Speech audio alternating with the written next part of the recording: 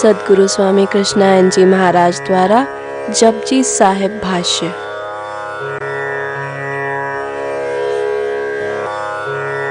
श्री गुरु ग्रंथ साहिब में श्री गुरु नानक देव जी की अमृत वाणी जपजी साहिब की 31वीं पौड़ी। आसन लोए लोए पंडार, जो किछ पाया सो एका वार, कर कर वेखै सिरजनहार, नानक सचे की साची कार, आदेश तिसै आदेश, आद अनिल अनाद अनाहत, जुग जुग एको वेद। तुम लोग कभी मत यह सोचो कि आश्रम में फलाना आदमी रह रहा है, गुरु जी के साथ फलाना रहा नहीं रहा है। तुम लोग भी कमेंट करता है, यह बुद्ध पुरुष का काम है, किसी को कैसे रखेगा। और इसीलिए कह रहे हैं गुरु नानक देव वह सब में देख, वह मूर्तिकार है, वही बनाया है ना उंगली मार को भी, तो वह उसमें भी देख रहा है ना। कहां उसको फिट करना है, फिट कर दिया, वही ने फिट किया। नहीं अब तुम्हारा समय आ गया, चलो समय के सदगुरु बुद्ध आ गया, फिट हो जाओ, फिट हो गया फटाफट।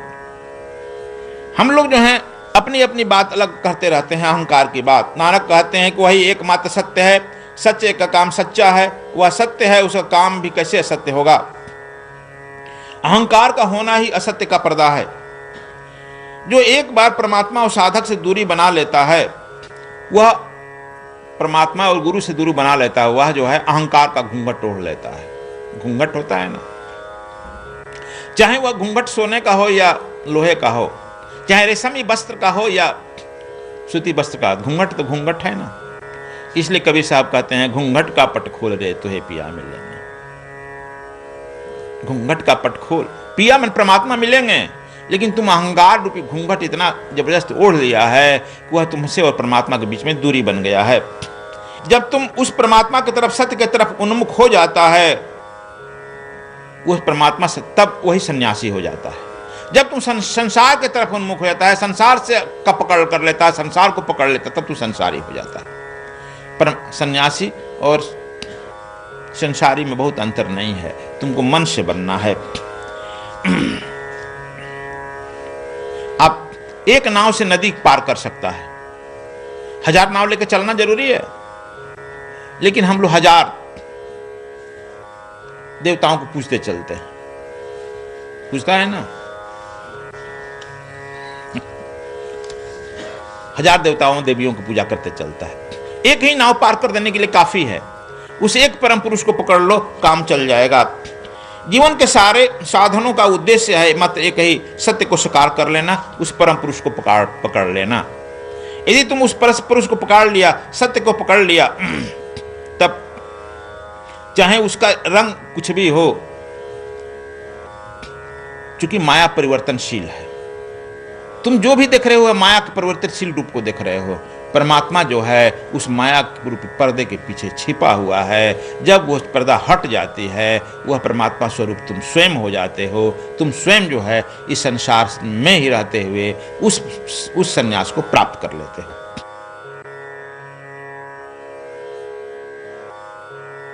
श्री गुरु ग्रंथ साहिब में श्री गुरु नानक देव जी की अमृत वाणी जपजी साहिब की 32वीं पौड़ी।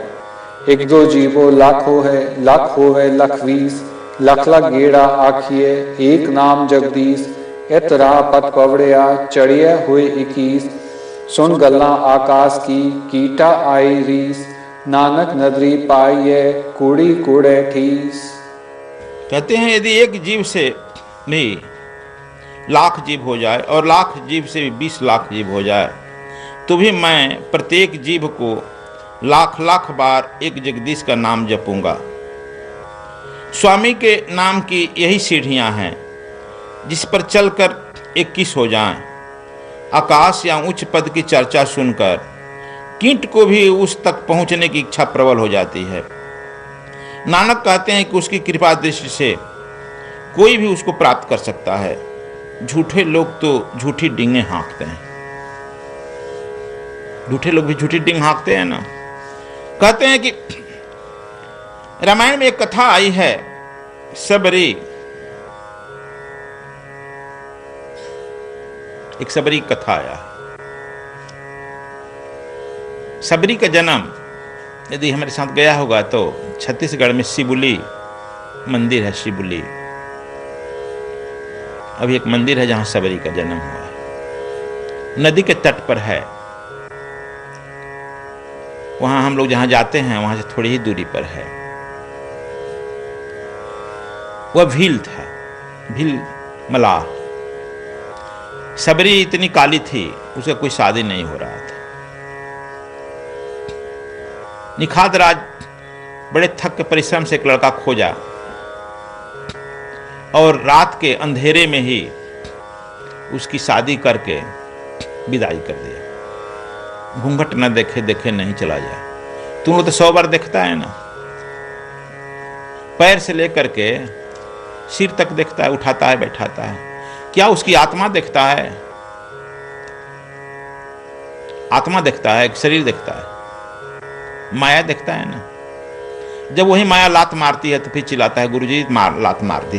कहा गुरुजी क्या करे यार, मारेगी। आत्मा तो देखो। सबरी की जब असवारी से पालकी उठी गई, उसका भी पति दौड़ कर आया, कहा कि जरा हम भी पालकी से घूंघट से देख लें। जब देखता है कि ये तो काली मां भी इसे आगे है, देखो कहीं आत्मज्ञान तक तो ज्ञान नहीं हुआ। तब वहीं पालकी रुक जाती है, सबरी को वहीं उतार दिया जाता है और पालकी खाली चली जाती है। अब सोच सकते हो कि सबरी पर क्या पड़ा होगा। जब तुम्हारे पास कोई कष्ट आता है तो तुम वेदना में न, परमात्मा तुमको कष्ट दे रहा है कोई खास मार्ग पर। हम लोग नहीं उस पहचानते नहीं हैं, उसी पर जोर करते हैं हम चलेंगे। जहां तुम्हें ठोकर मार लग गया वहां रास्ता बदल दो।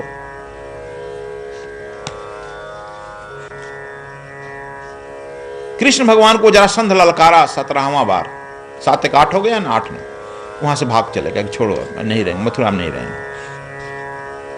द्वारिकाधीश कहलाया ना। बाद में जरासंध का हिसाब किताब लिया उसे घर जाकर के, सुध जोड़कर उसे घर में पहुंचकर हिसाब किताब तो ले ही लेता। अब देखो हम लोग नहीं मानते हैं, उसमें और जिद करते हैं, अपनी बुद्धि लगाते हैं। फिर गुरुजी से भी कहते हैं यदि ऐसा हो जाए तो हम उसका बदला ले लेते। बदला कुछ दूसरे ढंग से लो, जैसे सबरी देखो ले रही है। सबरी घर जाती, कहीं घर नहीं जा सकते हैं क्योंकि हमारे बाप माँ बाप जो है कहेंगे वो आ गई, फिर लड़की बोझ हो जाती है माँ बाप पर। और माँ बाप जो है सबका कष्ट देखता है। लड़के को मार पीट करके उसका कष्ट देख लेगा, लड़की कष्ट नहीं माँ बाप नहीं सहन करता है। जिसको लड़की होगा वो जानता होगा। सबरी को यह मालूम था कि हमारे बाप आखिर भारतीय हैं, चिंता होगी। जानकी भगवान राम भी जब जा रहे हैं जंगल तो जानकी अपने घर को भाग सकती थी, नहीं गई, आपके साथ ही रहूंगी। सबरी भी कही कि मैं घर नहीं लौट सकती हूं, हमारे माँ बाप को बड़ा कष्ट होगा। जिसके साथ दिए वो तो भाग ही गया छोड़कर। अब क्यों न मैं उसको पकड़ूं जिसको मैं पकड़ने के बाद अब किसी को पकड़ना ना पड़े। देखिए यही ऊपर से इशारा होता है। अब मैं उसको पकड़ लूं जिसके पकड़ने के बाद किसी को पकड़ की जरूरत ना हो। सबरी वहां से अपने परमात्मा का नाम याद करके अज्ञात स्थान की तरफ चल दी, पैर उसका अज्ञात स्थान में चल दिया। अभी हम गए थे जहां सबरी का वहां आश्रम है, वहां पर भी उसका आश्रम में पड़ गया है गुजरात में, नदी के तट पर, वहां चली गई। लेकिन देखिए कि भाई हम तो अछूत हूं। वहां पर जो है एक महात्मा थे, वहां पर रोज जा करके वह जिस रास्ते से नदी पर जाते थे स्नान करने, मातंग ऋषि मातंग झाड़ू दे देती थी। सब ऋषि कहते थे कौन झाड़ू देता था। कुछ लकड़ी दिन भर तोड़ती थी और ले जाकर के आश्रम में रखाती थी छिप करके। मातंग ऋषि से कहा कोई भूत आता है, कोई लकड़ी भी रख जाता है, झाड़ू भी बाहर जाता है, भूत। वही कहे कि हाँ। मातंग ऋषि एक दिन जगे रहे, बैठ करके देखते रहे भूत का बजे आता है। ठीक 12-1 बजा। देखो सेवा दिखाकर नहीं होता, देखो सेवा छिप करके होती है। हम लोग दिखाकर करते हैं ना, देखो गुरुजी हम कर रहे हैं। जब तुम छिप करके सेवा करता है तो तपस्या हो गया वह,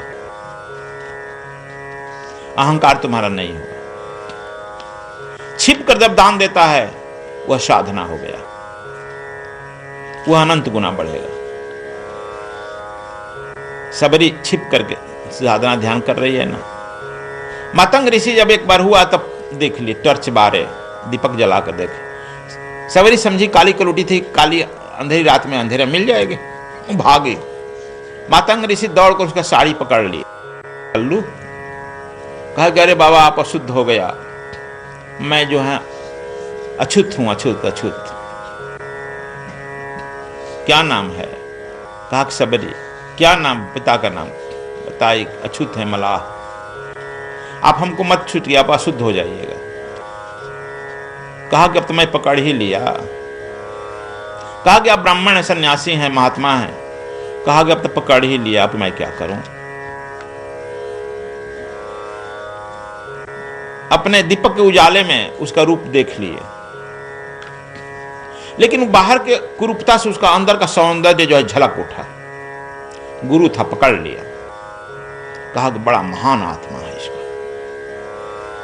इस महान आत्मा में काला कोट ओढ़ा दिया गया परमात्मा ने, पकड़ लिए। कहा कि तुमको पकड़ लिए, अब तुम भागो मत, इस आश्रम में एक किनारा कमरा है, झोपड़ी है, उसमें जाकर रहो। तुम आश्रम में भजन पूजन करना, बाहर करना। कहां रह रही हो? किसी पेड़ के तले नीचे रह रही हो ना? क्या खा रही हो? बैर और कंदमूल को तोड़ कर खाते होगे ना? अपना जो है, जो चादर ओढ़े थे उस चादर ओढ़ा दिए उस पर। कहा कि अब ओढ़ो, फटा पूरा कपड़ा सर तन दिखा रही है। अपना वस्त्र दे दिए, कहे कि जाओ उस गेट पर जो कमरा है ना उसी पर सो जाओ, मत भागो, बहुत भाग चुके। सुबह हो गए, सब युवक सन्यासी जगे, स्नान करने गए। आकर कंप्लेन किए कि गुरुजी उसमें एक लड़की रह रही है, काली कलुटी। कहा कि छोड़ो बेटा, रहने दो। गुरु के प्रति भी एक बड़े कमेंट होते हैं, खुसर फुसर होगा ना कि गुरु जी के दाढ़ी तब पकने लगा, लेकिन अभी एक लड़की खोज कर रखिए लिए। धीरे धीरे फुसफुस करेगा, धीरे धीरे फिर कमेंट करेगा, फिर धीरे धीरे अपने में बात करेगा। अब वह आश्रम संभालती, ले आती, खाती पीती रहने लगी। अब धीरे धीरे सब ब्राह्मण साधु सन्यासी वहां से हटने लगे। गुरु जी बड़ा अब गड़बड़ हो गए हैं। तुरंत मती, बुढ़ापा जब आदमी की आती है ना, बुद्धि मलिन हो जाती है। कहते हो ना तुम लोग भी, हिंदू का जो है पुरानिया मलिन होता है। मातंग ऋषि के सारे ब्राह्मण छोड़ करके चले गए, मातंग के यहां कोई नहीं रहा। और उधर आसपास बड़ी शिकायत हुई मातंग ऋषि की। मातंग ऋषि कहे, सबरी कहे कि प्रभु हमारे चलते आपकी बड़ी मर्सना हो रही है। एक ब्राह्मण पूछ नहीं रहा, चारों तरफ आपकी मर्सना हो रही है। आगे सबरी, यदि मैं सच होऊंगा, तुम सच होगा, तभी सच का सर्टिफिकेट देने परमात्मा को स्वयं इस आश्रम में आना पड़ेगा। सब मुंह देखते रह जाए। यह आत्मबल होता है। अब परमात्मा खोज मैं नहीं जा रहा हूं, न तुम जाना भूल करके। और परमात्मा जब चल कर यहां आएगा तो तुम उसे आशीर्वाद प्राप्त करना। यह देखो गुरु अनुकंपा होता है, आशीर्वाद देना परमात्मा को। तब इन तथाकथित सन्यासियों का, तथाकथित ब्राह्मणों का खुलेगा आंख। सबरी को ढाढ़ा से दिए, रुक गई। अब तो बहुत वृद्ध हो गए, चल फिर नहीं सकते थे। अभी खिलाना पिलाना सुलाना तो यही रह गई ना। और खाट से उठ नहीं सकते थे, उठाना उठाना सब इनका सेवा की। मातंग जब शरीर छोड़ दिए, उनका शरीर लाश उठाने के लिए कोई नहीं आया। कहा कि जैसा पापी था वैसा फल भोगे। एक तो नीच, दूसरे लड़के। गुरु जी वह पाप का फल भोगे। तुम लोग भी कहेगा इसे एक दिन। मातंग ऋषि किसी तरह से सबरी परमात्मा का नाम लेकर गड्ढा खोरी और वहां पर समाधि दे दी। समझ गया? वह अनंत आंखों से देखता है। और वह कहे कि गुरु जो कहते हैं, मिथ्या न जान देव ऋषि वाणी, कहे कि मैं इसलिए सचमुच में यदि गुरु की भक्ति की होंगी और वह परमात्मा यदि गुरु भक्त को जानता होगा तो मेरा तो आश्रम खोजते खोजते आएगा। क्योंकि मेरा कहीं टीवी पर इलेक्ट्रॉनिक मीडियम में जाता नहीं है, कहीं नेम प्लेट टांगा नहीं है, मैं प्रवचन करती नहीं हूँ। कबीर साहब भी कहते हैं कि सबरी कब गीता पढ़ने गई? सबरी गीता पढ़ेगी। और देखो भगवान राम और लक्ष्मण को जब आपातकाल आई तो इसे संतों के यहाँ दौड़ते पूछते पूछते सबरी का आश्रम गए। सबरी का आश्रम कोई बताएगा? बहुत निम्फिम था, अकेले रहने वाले। और सबरी के जब आश्रम में पहुंचे तो देखो, जब भी हम लोग संत के यहाँ महात्मा के यहाँ जाते हैं तो खाली हाथ नहीं जाते हैं, खाली हाथ लौट आएगा। फल फूल मेवा मिष्टान रुपया पैसा अर्थ धन तन यथाशक्ति हम लेकर जाते हैं ना। इसका मतलब हमने लिखा है कि भगवान राम बैर के जंगल था, बैर लेकर गए होंगे सुंदर सुंदर। और भगवान राम जब सबरी के अर्पित किए तब वह सबरी कुछ खाई और उसमें से प्रसाद बांट दी।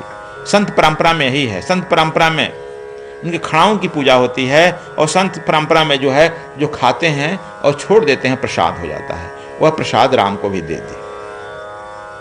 भगवान राम जो है अति मीठा प्रकार अति स्वादिष्ट लगा, खा लिए। और जब खा लिया तब भगवान राम को कहीं जो मूर्छा नहीं लगा, न शक्ति बाण लगा। लक्ष्मण जो है ज्ञानी हैं, विरक्त हैं, 14 वर्ष सोए नहीं है। भगवान राम ज्ञानी है, ये विरक्त हैं, वैरागी हैं। वैराग का भी अहंकार था, इसलिए कहे कि देखो न भैया तो खाइए लिए तो बड़ा गड़बड़ किए, लेकिन मैं वो गड़बड़ किए तो मैं थोड़े गड़बड़ करूंगा। हे तेरे मुंह में तो कहते खाए, तेरे पार फेंक दिए। लेकिन वह देख रहा है, जो कीट कीट को भी देखता, कीट को भी महान बना देता है। इसमें आया है गुरु नानक देव कीट को भी महान बना देता है और महान को भी कीट बनाता है। वह देख रहा है मेरे भक्त का इतना घोर अपमान।